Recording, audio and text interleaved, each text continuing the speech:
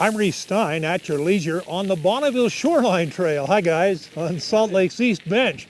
But it's not the trail we're talking about today, it's where it leads us to one of the most spectacular buildings in the state, the brand new Utah Museum of Natural History.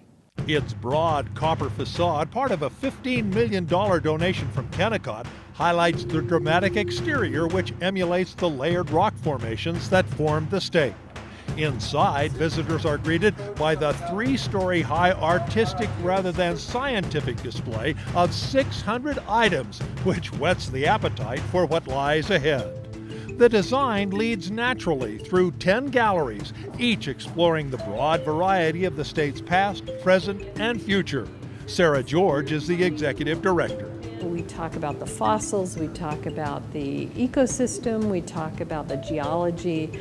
Another thing we're trying to achieve is a multi-generational experience for the public, so that all the interactives are not over here and all the objects over there. In fact, they're very mixed. So a family can move through the gallery space and there's something for everybody wherever you stop. Did I mention there are dinosaurs? I love dinosaurs, that's why I'm a paleontologist. Randall Ermis has rounded up an entire herd of dinosaurs, tiny and huge. We have a mount of a Griposaurus, which is a duck-billed dinosaur, and the mount is about 90% real bone.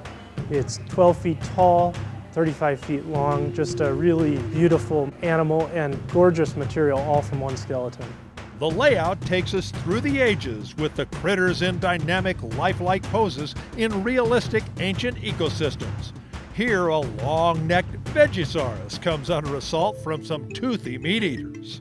By a pack of Allosaurus, which is Utah's state fossil, of course, and so this represents a possible scene 150 million years ago at this place in central Utah called the Cleveland Dinosaur Quarry. But number one on this fossil fan's list? Well, I have to say my favorite critter is this giant alligator that's called Deinosuchus. It was about 35 feet long and ate dinosaurs for lunch. We found his remains in southern Utah in Grand Staircase Escalante National Monument. But don't ask Sarah George for her favorite. Asking me what my favorite exhibit is like saying, what's your favorite child? The collections wall in the canyon, 3 stories high, 600 objects beautifully arranged. I love the Ceratopsian Wall. It's the rogues gallery of horned dinosaurs hanging like a trophy wall. Mankind is remembered here, from an interactive Anasazi dig to a circular gallery dedicated to the many Native American peoples of the state. There are dozens of hands-on things for the kids, old and young.